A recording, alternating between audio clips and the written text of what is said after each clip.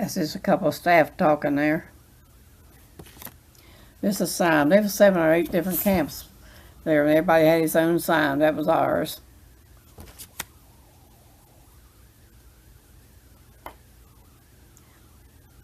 That little girl there was a staff, and she was wore out. Them staff workers, they worked hard.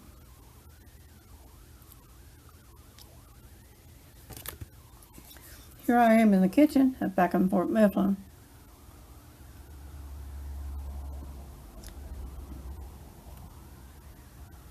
That's Pee Wee. He come and help me. He make sheet cakes and he'd open cans and stuff like that. But all the major cooking, I did it. There's a picture of me when I was there.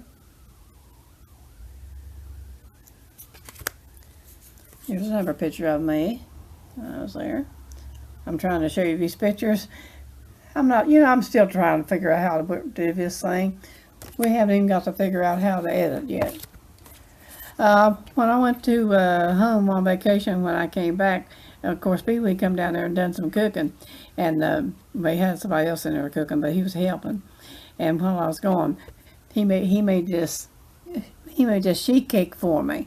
Oh, he was so proud of that. He came out, look what I made for you, Mom. Everybody called me Mom, you know. Well, let me tell you something about that.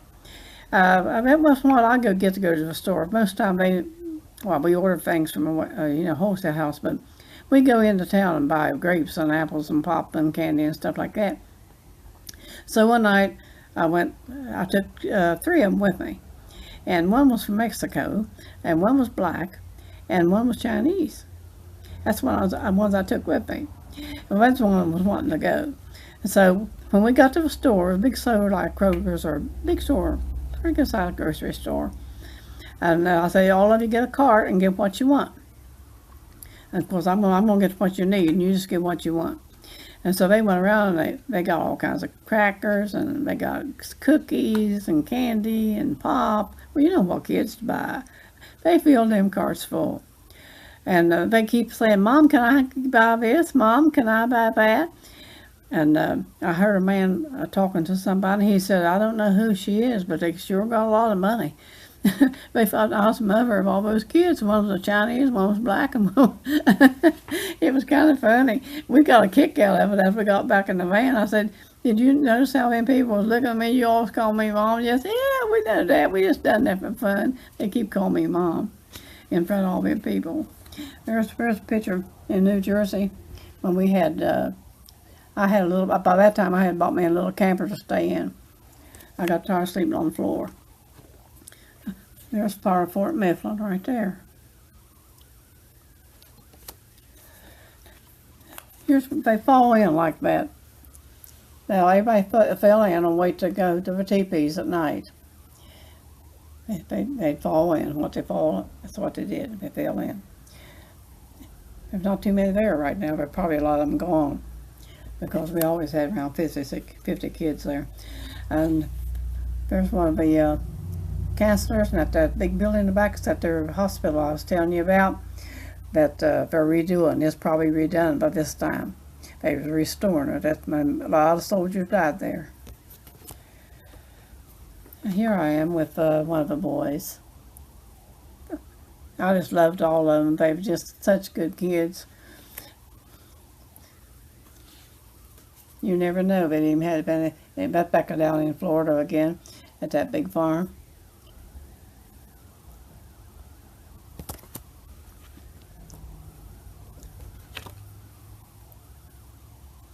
Here.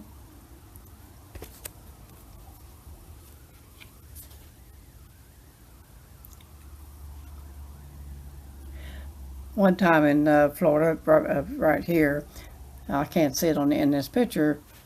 I needed water, and I kept asking. I said, "Where in the world's the water? I gotta have some water to cook with." And they said, "Go down there where that water buffalo is, and you'll find it." Well, I thought they was talking about a buffalo. So I went down there. I didn't see no buffalo no place. So I come back. I said, "I never seen no buffalo down there anywhere. Is he tied up?" And boy, they just buried laughing. They thought that was so funny. I said, "What are you laughing about?" I said, "The water buffalo's that big tank of water down there." I said, "Why do you say so?" Here I was down there looking for a water buffalo. They got a kick out of that. Now here's that doctor's house. That I guess this is where he was raised or something. It was a big farm, and he didn't charge VisionQuest anything for using it for 2 weeks. We could go there and take showers and stuff. While I was there, Diane Sawyer did a story on VisionQuest. And the only thing she was interested in was finding out just how rich that guy was getting off them kids. That's all she was interested in telling, or trying to tell.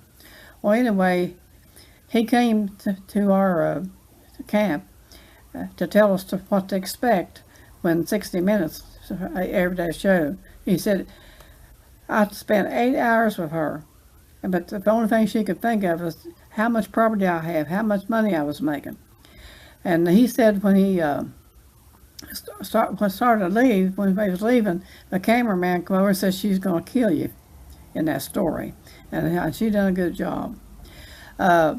She had a chance to make a good story out of something, and she just run it. See, I cooked there, and I know the other cooked there, and I know what kind of meals we put out.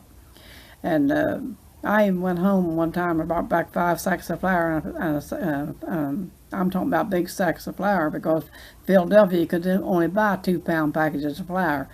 I come home and bought 5 sacks of flour and a sack of meal, 25 pounds of meal, just so I can make them kids some cakes and stuff, bread, different things they hadn't had.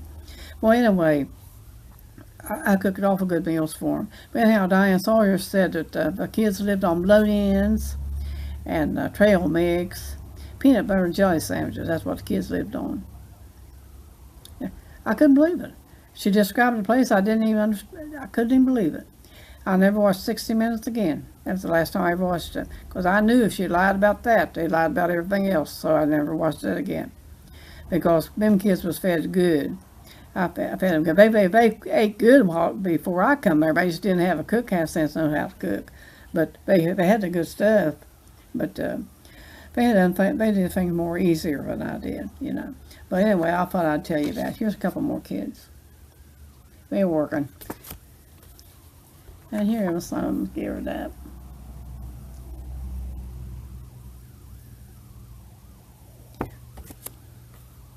Here's one of the counselors. Here's a little girl. Some families live there. His wife worked there, and he did, and had his little girl there. There's a lot of couples that work together there. Well, I think I've just about finished telling you about all the things I wanted to tell you. But anyhow, I thought it was an unusual job. I didn't ever learn what I went there to learn. I wanted to figure out why people did such crimes and stuff, and what causes people to do things like that. But I did learn a lot about them. Them kids helped me. I was trying to get over my son. He hadn't been dead 2 months when I went in there. He hadn't been dead 6 weeks. And they helped me a lot. And I started caring about them kids and taking care of them. And I forgot about my problems. Boy, it helped me a lot. I'll tell you what, when you have something bad happen to you, the best thing in the world you can do is focus on something that needs you. And you forget all about, we don't forget all about it, of course, but it sure does help when you're helping someone else.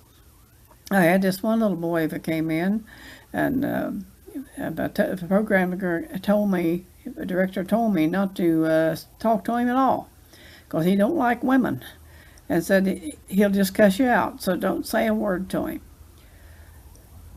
And they all left, and he was still over there looking at me, and he heard what the program director said, and so I just walked over there, and I said, well, you can cuss me out if you want to, but I've got plenty of orange juice and stuff over there. If you want to eat, you're welcome to it. He said, no, thank you. And so that was the end of that. And as far as I know, he didn't eat nothing the rest of the day either. He never eat no meals or nothing. So the next morning, after everybody left, they all went to school. They went to town or wherever. They had all kinds of plans. They did all kinds of stuff. I walked over to him again. I said, I've got plenty left over from breakfast. I got plenty of orange juice if you'd like to have some. He said, I believe I will have some orange juice. So I gave him some orange juice. I said, you sure you don't want anything to eat? He said, well, just fix me a little bit. So I went back in, and I fixed him a lot. And I took it back over to him. And I'm telling you something, you couldn't separate that boy from me after that. That boy loved me. He really loved me. And he's about 14 or 15 years old. He's a little black guy. And he'd come in every morning, just come in there and just throw his arms around me. And Tony Salzar said, that was my boss. He said, what in the world did you say to him? He don't like women. He never liked women. I said, I treated him like anybody should treat. I just treated him like I treated everybody else. I was good to him. And he felt that. And as long as I lived there, boy, he didn't allow nobody to say anything about me. Anybody started to even mention something about me, he'd say, no, you say nothing about Mom. I just loved that little guy. I hope he's okay wherever he's at. Well, that's all I'm going to tell you. I thought you might be interested in it. And I've got a couple more stories to tell you. I got a lot of things I want to tell you when I'm not able to go out on my trips to do videos. I like to use my Kindle and talk to you. And I hope that some of you will hit that subscribe button, because I sure could use it. And you know what? We're all on here for the same thing. We have to get the numbers. And I thank you very much for listening. I thank you for your support. And drop me a comment sometime. Let me know if you like my stories or not, because I've got a lot more coming. But you know what? I'm retired now. I don't have nothing else to do. And I've got plenty of time to get my numbers. It might take me 5 years. I hope I don't bore you to death. I got 30 minutes on this, so I'm going to have my son to divide it, so just have 2 videos, so you won't have to watch so much of it at one time. Thank you again. Thank you so very, very much. Oh, I forgot something. I got to tell you about this. Look at this. I got this at Congress when I had the big tent out there in the middle. They gave me a vest for being a good cook. I wanted to show you that, and I almost forgot it. Thank you.